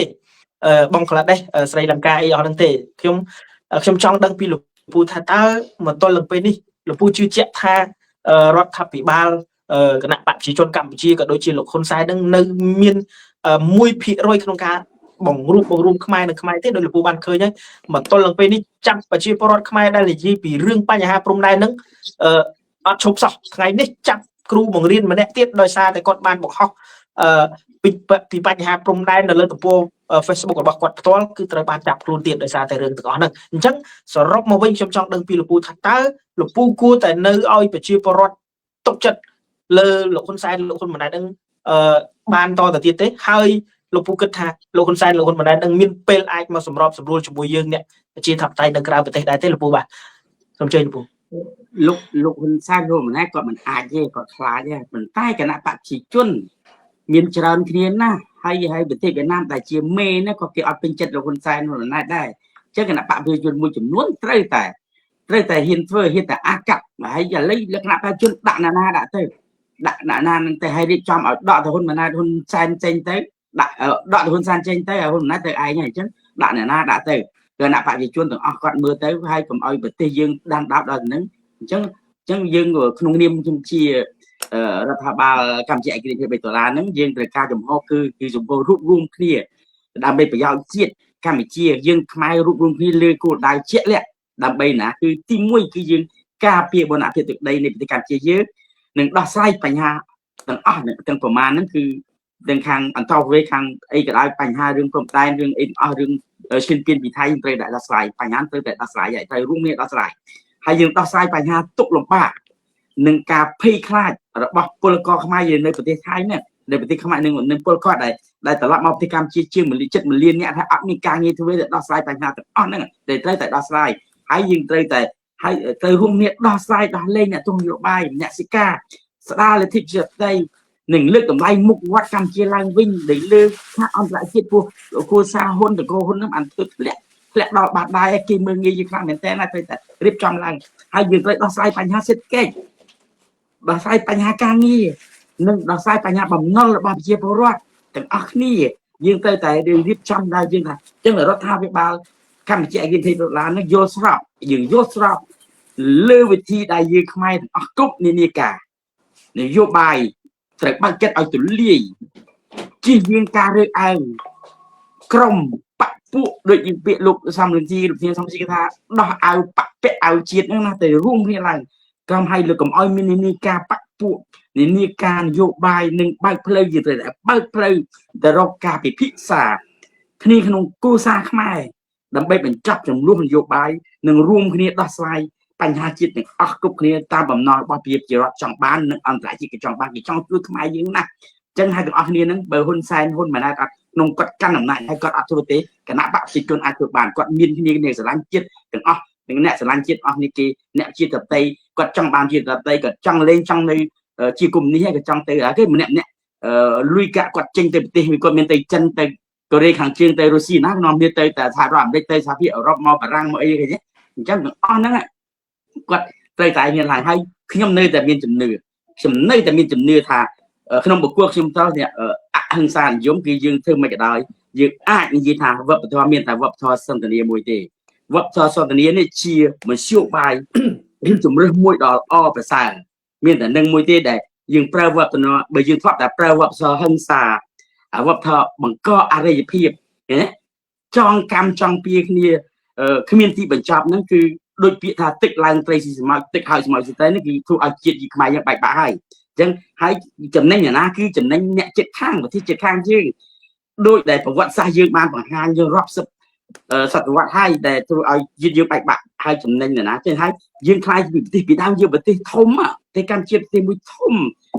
រុងរឿងឥឡូវទៅជាប្រទេសក្រីក្រទុនខ្សោយហើយពីប្រទេសមួយដល់ធំទៅប្រទេសមួយដល់តូចដែលស្ទើរតែយើងនិយាយចង់តែស្ទើរតែផុតពីផែនទីពិភពលោកណាយើងឲ្យចំដោយសារការឯកសារការហែកហួរពីប្រទេសជិតខាងនិងការបែកបាក់ផ្ទៃក្នុងរបស់យើងអញ្ចឹងមេរៀននេះបានមករៀនឲ្យយើងថាយើងខ្មែរយើងត្រូវចេះនិយាយគ្នាពលគឺវប្បធម៌សន្តានាគឺជាជំរើសដើម្បីសន្តិភាពបង្ហាញពីភាពពីពូជសាសន៍ដែលយើងមានវប្បធម៌ខ្ពស់ហ្នឹងដែលយើងអាចនិយាយគ្នាបានដើម្បីដោះស្រាយបញ្ហាជាតិឲ្យខ្លួនឯងថាមិនបាច់ពឹងបរទេសហើយដែលធ្លាប់តែធ្វើឲ្យយើងវិនិច្ឆ័យមកហើយហ្នឹងយើងត្រូវតែធ្វើរឿងហ្នឹងឲ្យយើងត្រូវតែធ្វើរឿងហ្នឹងបានខ្ញុំនៅមានជំនឿរឿងស្អីឈ្លោះគ្នាប្រទេសណាក៏ដោយបែកបាក់កັບបាញ់ផ្លោងខ្ទេចទីប្រទេសអាគេនៅតែចរចាគ្នាទៅចេះគ្នាឡើងគេថាយើងមើលអ៊ីរ៉ាក់នេះចង់ trong để chơi nhưng mà sao đó làm bên nói ảnh mơ mình chơi cái tại bệnh này chơi này cho dừng với trong vật thờ xong cái này đi cứ vì xăm sao nâng tôi sẽ lại vì chia được bỏ họ thà bà cầm chạy cái bây giờ là dưới này để dương thà mình vô mai na chia sẻ này thì cái nhé dương ở miền Tây lang tây smart tây khai mà gì tây đến shop nâng trả đất mai để chỉ put ra môi để dương miền vật thờ dễ thọ pu ai này gì khi sạp bàn chén vật thờ xong thì nghĩa chỉ chùm rực lý chung dương thà trong rực trong cái đó chùm rực là o và sai chuyện kế shop nè san thiệp bạch bàn thiệp nè cứ cả lại thì sản ní chiếc slide ta và tây dưới đầm bay cầm America bay bạc to để tiết là mồm nào pel sòng cru chiếc dưới đào sơn để phiếp bất bạc có sam kia phiếp bất bạc có nên ai cái phiếp chiết đấy dừng đào dừng chứ mà thà dừng mười có những cái thà vật to sơn tình ý tại bản xoa cùng nhưng thà tại bản xoa cùng cao sở nên control pi sầm nặng mạnh than on lại chiết dừng chưa chết thà bất này vật to sơn tình ý tiêm tiền hiện tại tiêm tiền nhưng mà con tiêm tiền này tích của sọt búa tiêm tiền này cả ắt một búa không cả bị thị xá cả son tần ní và cọp đào bị chặn nạn nhiến sách chật thiếp ắt ăn ở kia nâng châu lợi cái gì châu họ phải vào chiết đầm bay đót slide thành hạt chiết đầm bay sòng cút chiết bị bỏ tết đào son tần thiếp thế đó chẳngคือนำไปเพียบเนี่ยนะคือเพียบริจำเริญสำหรับเจ็ดยื้อสำหรับก้นเจ้าจำนวนคราวยุ่งแวกมันมีสำหรับไปย่อยกุลไปย่อยปะหรือไปย่อยกรมนามวยได้คือสำหรับพ่อไปย่อยจิตยืนออกดีฉันยืนแต่ใจเคลียร์เรื่องขมายหนึ่งขมายกับเอาแต่เอาอ่านสาเกนั้นเป็นท้ายครูไอ้อัดตัวเองถึงออกฉันให้กับเอาคลายเกเพื่อบาขมายเงือบมวยไหวมวยเป็นได้มวยเกเงือบขายเกเหมือนกันจังยืนซ้อมไอ้รูปรุ่งเนี้ยกับเอาคลายต่อแต่เจ็ดแบบอยู่บ้านบักยมมีแต่เป็นยังไงแบบเอาคนเจอបាទអរគុណលោកពូមែនតើលោកពូនៅតែមានជំនឿចិត្តថាមានតែការរួបរวมវប្បធម៌សន្តិនិកទេដែលយើងអាចធ្វើឲ្យប្រទេសជាតិរបស់យើងវិលទៅរកស្ថានភាពមួយដែលល្អប្រសើរក៏ស្របពេលប្រទេសជិតខាងកំពុងតែមើលឃើញឱកាសមែនតើខ្ញុំជឿជាក់ថាប្រទេសជិតខាងជាប្រទេសគឺប្រទេសថៃនេះកំពុងតែមើលឃើញឱកាសមួយថាយើងពិតជាបានបែកបាក់គ្នាយ៉ាងខ្លាំងក្រោមការដឹកនាំនិងគ្រប់គ្រងរបស់គណៈបកប្រជាជនកម្ពុជាដែលដឹកនាំដោយលោកហ៊ុនសែននិងលោកហ៊ុនម៉ាណែតអញ្ចឹងហើយនេះជាឱកាសមួយដែលគេបន្តឈ្លានពានមកលើប្រទេសកម្ពុជារបស់យើងហើយខ្ញុំជឿជាក់ថាប្រសិនបើនៅតែបែបនេះมันមានការបង្រួមគ្នាដោយអ្វីដែលលោកហ៊ុនម៉ាណែតបានលើកឡើងទេច្បាស់ណាស់ថៃនៅតែបន្តសង្គ្រាមបន្តទៅទៀតឈ្លានពានយកទឹកដីយើងបន្តទៀតគឺមិនឈប់ទេដោយថៃបានមើលឃើញបញ្ហាធំពីរទី1គឺបញ្ហាខ្មែរនិងខ្មែរមិនត្រូវគ្នាបញ្ហា2គឺមើលឃើញកត្តាដឹកនាំរបស់ក្រមគ្រួសារតកូលហ៊ុនគឺដឹកនាំបែបគេហៅថាមិនអោយមានប្រទេសលោកសេរីណាចូលជួយនិងគ្រប់គ្រងជាដាច់ខាតចំណុចនេះហើយទើបធ្វើឲ្យថៃហ៊ានឈ្លានពានទោះបីជាថៃជាម្ចាស់ហត្ថលេខីនៃកិច្ចព្រមព្រៀងសន្តិភាពទីក្រុងប៉ារីសក៏ដោយចុះដោយថៃមើលឃើញថាការដឹកនាំរបស់គណៈបកប្រជាជនកម្ពុជាដឹកនាំបែបផ្ដាច់ការបកពួកនិយមហើយមានក្រុមពួកអក្រិតជននៅជាមួយទៀតទាំងអស់នេះហើយទើបធ្វើឲ្យថៃមិនខ្លាចឥឡូវមកលពូលីពឿងវិញជាចុងក្រោយខ្ញុំសុំបន្តិចអញ្ចឹងបានថាខ្ញុំបានថាយើងចង់វត្តសាសនាហ្នឹងណាតែប៉ុន្តែខ្ញុំបានថាបើសិនជាលោកហ៊ុនសែនដែលកាន់អំណាចហ៊ុនម៉ាណែតកាន់អំណាចគាត់មិនព្រមធ្វើគណៈបកប្រជាជនដែលជាអ្នកស្រឡាញ់ជាតិដែរហ្នឹងតែដកពួកគាត់ចេញទៅហើយយើងនឹងរៀបចំឲ្យពួកអ្នកប្រជាធិបតេយ្យចូលលោកសំស៊ីអីពួកខ្ញុំត្រឡប់ចូលវិញតែរៀបចំការបោះឆ្នោតដូរគោចបរៀបចំដូចកិច្ចព្រមព្រៀងរបស់ប៉ារីសតែអានេះគឺល្អមែនទែនហើយមជ្ឈដ្ឋានជាតិអន្តរជាតិគេគ្រប់គ្រងទាំងអស់គេគ្រប់គ្រងឲ្យប្រជាពលរដ្ឋខ្មែរទាំងអស់មិនមែន17លានអ្នកនៅខ្មែរនៅក្រៅប្រទេសនឹងប្រហែលជា3លានអ្នកទៀតនឹងត្រឡប់ទៅខ្មែរវិញដើម្បីរៀបចំនៅប្រទេសមែនតើគឺយើងល្អមែនតើយើងទៅអត់ដូចប្រទេសដូចប្រទេសសិង្ហបុរីដូចប្រទេសស៊ីយ៉ាងណាយើងថាល្អមែនតើយើងធ្វើប៉ុណ្្នឹងបានបើលោកហ៊ុនសែនលោកហ៊ុនម៉ាណែតនៅតែមិនធ្វើទេគឺគណៈបព្វជិជនត្រូវមានគេអ្នកបកកាយច្រើនណាស់គេស្រឡាញ់ជាតិគេស្រឡាញ់ជាធិបតីដកពេលអញ្ចឹងទៅឲ្យរៀបចំទៅឲ្យទុកពេលឲ្យតែមកស័ក្តិអ្នកចាត់ចែងរឿងនឹងអស់បើឥឡូវនេះគាត់ស្អីក៏ដោយរឿងមើលជនភាសាគាត់ផ្កាយ5ខាងយោធាអគ្គមានជាការហើយអគ្គមានជាការពោះភៀនអត់មែនតែអត់មានជួយអីជារដ្ឋសោះជនភាសាអត់មានបញ្ហា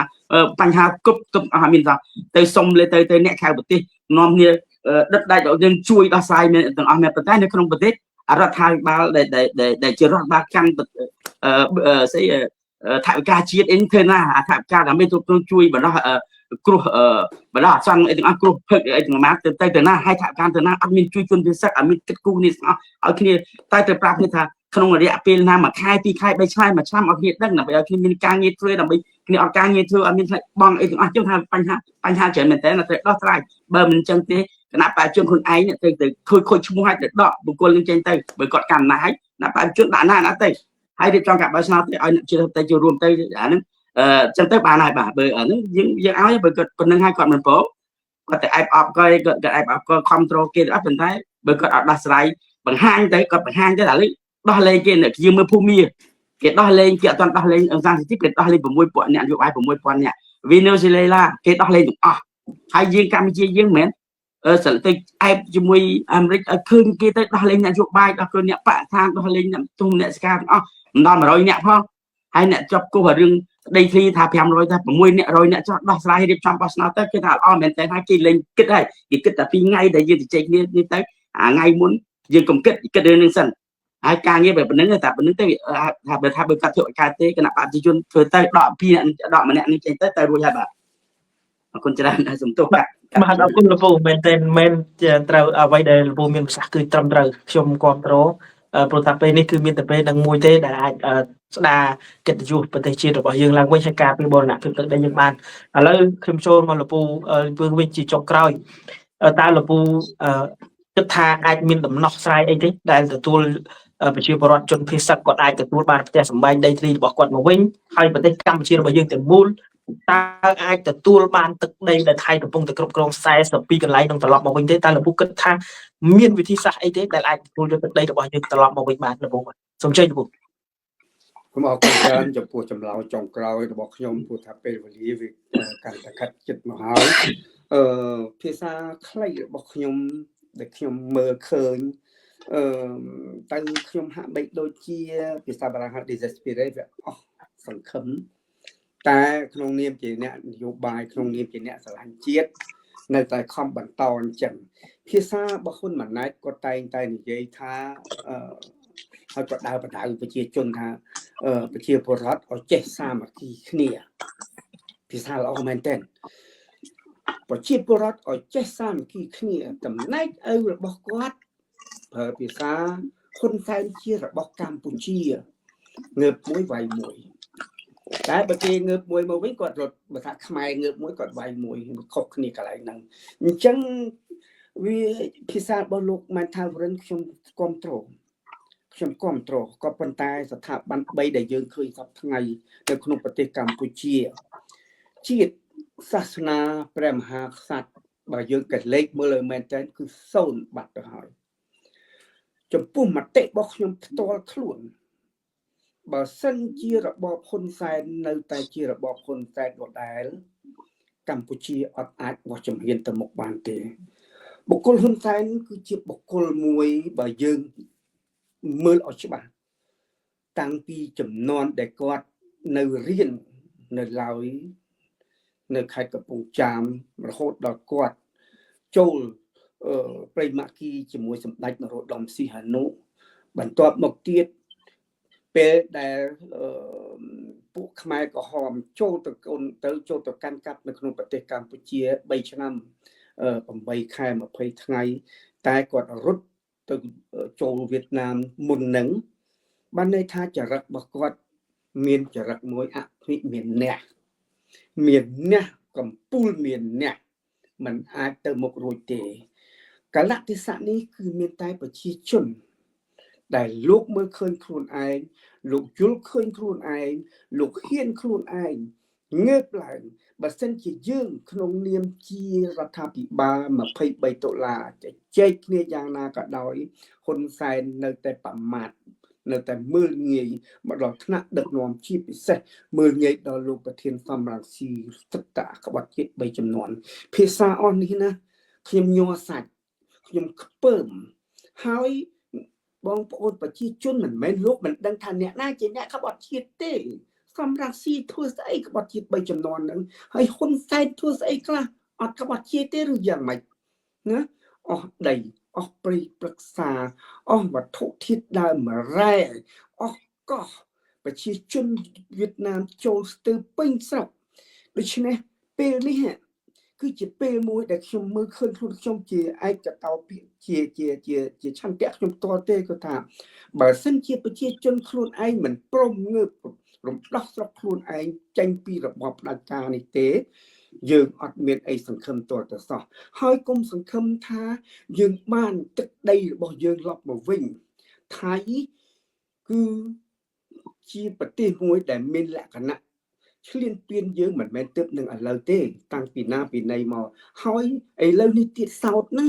បើសិនជាធូររលុងរបៀបរដ្ឋាភិបាលដែលដឹកនាំទៅដោយត្រកូលហ៊ុននេះទៀតសោតយើងសពថ្ងៃអត់អាចទទួលបានតំបន់41តំបន់នឹងត្រឡប់មកវិញដាច់ខាតដូច្នេះចំពោះរូបខ្ញុំផ្ទាល់ខ្ញុំអត់មានតបុកច្បល់ជាមួយអ្នកណាទេមានតែប្រជាជនសូមអំពាវនាវប្រជាជនងើបឡើងដោះស្រាយដោយសន្តិវិធីក្តីដោយរបៀបណាក្តីដើម្បីមាតុភូមិខ្លួនឯងស្របទៅដោយសុខឆន្ទៈដ៏មហាអស្ចារ្យរបស់រាជរដ្ឋាភិបាល23ដុល្លារយើងនឹងអាចដោះប្រទេសជាតិយើងអំពីគ្រោះថ្នាក់នេះបានតែបើសិនជានៅតែបន្តរបៀបនឹងទេយើងអស់មានសង្ឃឹមអីទាំងសោះខ្ញុំមិនមែនដេកយល់សពទេគឺខ្ញុំដេកខ្ញុំគិតខ្ញុំជឿថាកម្ពុជាបើនៅតែមានរបបកូននឹងឪជាអ្នកគ្រប់គ្រងស្រុកទេយើងចប់មិនមែនអត់មិនមែនអស់អានេះថាការរំពឹងទេគឺយើងចប់ដូច្នេះខ្ញុំខ្លួនឯងផ្ទាល់សូមឲ្យប្រជាជនឈប់ខ្លាចឈប់ភ័យបើសិនជាអ្នកគិតឃើញទៅដល់កូនរបស់អ្នកចំនួនក្រោយគ្រួសាររបស់អ្នកចំនួនក្រោយសូមអ្នកគិតគូរពីបញ្ហាជាតិកុំខ្លាចតទៅទៀតកុំបាក់ស្បាតទៅទៀតងើបឡើងដើម្បីទប់ទល់នឹងស្ថានភាពបច្ចុប្បន្នដើម្បីមិត្តភូមិដ៏ជាទីស្រឡាញ់របស់យើងដើម្បីរក្សា181.035 គីឡូម៉ែត្រការ៉េទៅថ្ងៃអនាគតអរគុណច្រើនបាទអរគុណលោកពូមានអីចង់បន្ថែមសូមជើញលោកពូបាទចេញចុះខ្ញុំគ្រប់គ្រងលោកបងពឿងប៉ុន្តែខ្ញុំគាត់ថាខ្ញុំឲ្យអូសានវិវាទទៅលោកហ៊ុនសែនហ៊ុនម៉ាណែតដែលការរដ្ឋាភិបាលសន្និបាតគាត់ទេប៉ុន្តែយើងអត់ចង់ប្រយ័ត្នខ្ញុំថាប្រយ័ត្នបើយើងឲ្យទុកពេលឲ្យគាត់ទៅចែកវត្តសាសនាចែកគ្នាប៉ុន្តែបើអត់ទេកុំភ្លេចថាជារដ្ឋដឹងហើយកុំភ្លេចថាជារដ្ឋកម្លាំងទាំង6ដែលលោកហ៊ុនសែនគាត់ដឹងកម្លាំងទាំង6ដែលធ្វើឲ្យលោកហ៊ុនសែនហ៊ុនម៉ាណែតដេកមលក់ប្រយ័ត្នបំផុតគឺទី1គឺកម្លាំងអ្នកគ្រប់គ្រងអ្នកវិជាធិបតីសេរីពហុបកពិតប្រកបកម្លាំងទី1ហើយកម្លាំងទី2គឺកម្លាំងមហាជនទូទាំងពិភពលោកដែលគេស្រឡាញ់ជាតតីហើយកម្លាំងទី3គឺកម្លាំងយុវជនដែលស្រឡាញ់សេរីភាពពិតប្រកបក៏អត់មានគិតតែរឿងពលពតជ័យណាយួនអីជួយអីណាគេអត់មានគិតរឿងហ្នឹងទេគឺកម្លាំងយុវជនគាត់ត្រូវការយុវជនសេរីការសេរីភាពត្រូវការមានការងារធ្វើហើយទី6គឺកម្លាំងទីក្នុងកុំភ្លេចតែកម្លាំងទីក្នុងរបស់គណៈបព្វជិជនដែលគេស្រឡាញ់លទ្ធិជាតតីពិតប្រកបដែរហើយកម្លាំងទី7គឺកម្លាំងកងប្រដាប់អាវុធប៉ូលីសទាហានកងអាវុធហត្ថមន្ត្រីរាជការទាំងអស់ដែលស្រឡាញ់លទ្ធិជាតតីពិតប្រកបដែលគេអត់មាននិយាយស្អីគេទុកក្នុងឯករាជ្យក្នុងបេះដូងរបស់គាត់កម្លាំងហ្នឹងហ៊ុនសែនហ៊ុនម៉ាណែតគាត់ដឹងអស់ហើយទី6គឺកម្លាំងអន្តរជាតិប្រទេសលោកសេរីដែលមានអង្គការសហជីវជាតិមានសហរដ្ឋអាមេរិកមានសហភាពអឺរ៉ុបជប៉ុនអាស៊ានកូរ៉េខាងត្បូងកាណាដាអូស្ត្រាលីញូហ្សេឡង់អស់ហ្នឹងឥណ្ឌាហ្នឹងសម្ព័ន្ធមិត្តរបស់ពួកលោកសេរីអស់ហ្នឹងដែលគេមានកិច្ចព្រមព្រៀងគេបានចូលក្នុងកិច្ចព្រមព្រៀងទីក្រុងប៉ារីស18ប្រទេសបូកនៅ3ប្រទេសចុងក្រោយណាគឺ21ប្រទេសហ្នឹងគេចាំតែមើលលឿនគេចាំតែជួយយើងទេមិនអញ្ចឹងចាំថាខ្ញុំថាសូមឲ្យជជែកគ្នាសន្ទនាគ្នាតែបើអត់ទេគឺកម្លាំងប្រជាជនគេដឹងហើយគេយើងមើលបង់ឡាដេសដឹងហើយយើងមើលនេប៉ាល់ដឹងហើយយើងមើលថ្មីនេះប្រទេសនៅប្រទេសប្រមាណប្រទេសទៀតដែលយើងចិត្តអាស៊ាននឹងហើយចិត្តគេមើលឃើញទាំងអស់ហើយយើងខ្ញុំអត់ចង់ឲ្យអញ្ចឹងទេប៉ុន្តែបើចេញបិណ្ឌបើប្រទេសហ្នឹងអត់ទាន់មានសាហាវខ្លាំងដូចប្រទេសកម្ពុជាយើងទេគឺគេហ៊ានធ្វើហើយរត់ខ្លះរត់ឡើងយន្តហោះអត់ទាន់ឡើងអាធម្មទេសអត់ទាន់ផងអត់គេប្រយ័ត្នមែនតើខ្លះរត់ទៅនៅរុស្ស៊ីខ្លះទៅរត់ទៅនៅឥណ្ឌាអត់រួចខ្លួនទេអញ្ចឹងថាយើងអត់ចង់ទេហើយបើចិនធ្វើទេខ្ញុំថាប្រជាប្រដ្ឋមិនទុកឲ្យទេអញ្ចឹងខ្ញុំថាខ្ញុំបារម្ភមែនតើខ្ញុំថាយើងឲ្យអនុសាសន៍ឲ្យកុំខ្លាចពួកអ្នកជាតៃអត់មានទឹកឡើងត្រីស៊ីសម្រាប់ទឹកឲ្យមកស៊ីត្រីកុំអានេះខ្ញុំថាកុំចាំមើលស្ដាប់គេពួកនោះនិយាយអត់ទេដើម្បីខ្មែរទាំងអស់គ្នារួមគ្នា ទៅតែខ្ញុំនិយាយឲ្យទៀតវឹបទៅសតលាទៅចែកគ្នាទៅឲ្យតែប៉ុន្តែបើមិនអញ្ចឹងទេកម្លាំងទាំង6នេះទៅឲ្យដោយប្រទេសដែលយើងតែអស់ហើយយើងឃើញចាក់ស្ដាយយើងប្រត់គាត់ឈឺចាប់ទាំងអស់ទាំងមន្ត្រីរដ្ឋាភិបាលគេឈឺចាប់ពេលនៅតែថ្ងៃដែលគេធ្វើឯប៉ុន្តែបើមិនសិនជាគាត់ធ្វើអត់មុនគឺអត់មែនទេបាទ បាទអរគុណលោកពូឥឡូវយើងដោយសារតែពេលវេលារបស់យើងបានឈានចូលមកដល់ទីបញ្ចប់សរុបសេចក្តីមកវិញប្រធានបទថាតើតំណាងរាស្ត្របានធ្វើអ្វីខ្លះចាប់តាំងពីសង្គ្រាមជាមួយថៃសរុបមកគឺតំណាងរាស្ត្រទាំងអស់គឺមិនទាន់បានធ្វើអីទាល់តែសោះគឺមិនចូលចិត្តទុកដាក់លើការខូចខាតលើការរងទុក្ខរបស់ប្រជាពលរដ្ឋខ្មែរទេបាទអរគុណណាស់លោកពូទាំងពីរហើយដូចខ្ញុំបាទអង្គុយទីប្រាក់ខែអង្គុយចាំយកប្រាក់ខែទៅឥឡូវយើងសរុបមកវិញដូចបងប្អូនប្រជាពលរដ្ឋខ្មែរលោកបានដឹងហើយថាហើយដូចលោកពូបានថាប្រិនក៏ដូចជាលោកពូលីពឿងបានមានប្រសាសន៍ហើយថាពេលនេះគ្រាន់តែជាអនុសាសន៍មួយដែលលោកពូបានថាប្រិនក៏ចង់បញ្ជាក់ទេប៉ុន្តែខ្ញុំជឿជាក់ថាប្រជាពលរដ្ឋខ្មែរនឹងមិនដូចខ្ញុំបញ្ជាក់ចឹងប្រជាពលរដ្ឋខ្មែរនឹងមិនទ្រាំតទៅទៀតបានទេព្រោះទឹកដីនៅពេលនេះបាត់រហូតដល់42ទីតាំងហើយ12កន្លែងហើយទឹកដីគឺយើងមិនអាចយកត្រឡប់មកប្រទេសកម្ពុជារបស់យើងវិញតាមរយៈការដោះស្រាយដោយទ្វេភាគីរបស់លោកហ៊ុនសែនលោកហ៊ុនម៉ាណែតបានទេយើងមើលទៅលើសូម្បីតែពេលខ្លះយើងមានកិច្ចការងារការទូតក៏ដូចជាកិច្ចការងារយន្តការរបស់អន្តរជាតិហើយនៅតែសឹងតែមិនទទួលទឹកដីមកវិញផងចោះតម្រាំទៅចរចាទ្វេភាគីมันអាចបានមកវិញដាច់ខាតហើយបន្ទុកឲ្យរដ្ឋាភិបាលលោកហ៊ុនសែនលោកហ៊ុនម៉ាណែតគឺมันអាចដោះស្រាយតាមរយៈយន្តការអន្តរជាតិបានទេទី1កិច្ចព្រមព្រៀងសន្តិភាពទីក្រុងប៉ារីសនៅពេលណាដែលលោកហ៊ុនសែនលោកហ៊ុនម៉ាណែតយកកិច្ចព្រមព្រៀងសន្តិភាពទីក្រុងប៉ារីសមកអនុវត្តប៉ះពាល់ដល់សេដ្ឋកិច្ចនយោបាយរបស់គាត់ដឹកនាំបែបផ្ដាច់ការទី2បើប្តឹងទៅតុលាការព្រហ្មទណ្ឌ ICC គឺអត់អាចប្តឹងបានទេទី1គឺខ្លាចថៃកាន់តែធ្វើទុកបុកម្នេញច្រើនហើយបើប្តឹងទៅតុលាការយុត្តិធម៌អន្តរជាតិ ICJ វាប៉ះពាល់រឿងទឹកដីមួយចំនួនដែលគាត់បានកាត់ទៅឲ្យគេដោយស្របច្បាប់កាត់ទៅឲ្យប្រទេសយួនដូចជាកោះត្រល់ឆ្នាំសន្ធិសញ្ញាបំពេញបន្ថែមឆ្នាំ2005ចុងក្រោយនេះអីហ្នឹងសិតសឹងតែប៉ះពាល់បើយើងប្តឹងទៅ ICJ ប៉ះពាល់ហើយកោះគុតដូចគ្នាទៀតសោតលុបទៅឲ្យប្រទេសថៃហ្នឹងក៏ពាក់ព័ន្ធទាំងអស់ហ្នឹងដែរអញ្ចឹងសរុបមកវិញជាសេចក្តីអំពាវនាវរបស់ខ្ញុំជាសេចក្តីអំពាវនាវរបស់អ្នកប្រជាធិបតេយ្យទាំងអស់មិនខុសគ្នាទេយើងចូលរួមទាំងអស់គ្នាដើម្បីផ្លាស់ប្ដូររបបដឹកនាំក្រមគ្រួសារនគរហ៊ុនបានប្រទេសជាតិរបស់យើងមិនមែនបានត្រឹមតែទឹកដីទេប្រទេសជាតិរបស់យើងនឹងមានភាពរុងរឿងសន្តិភាពពិតប្រាកដទៅតកូនតចៅរបស់យើងជំនាន់ក្រោយបាទអរគុណលោកពូទាំងពីរ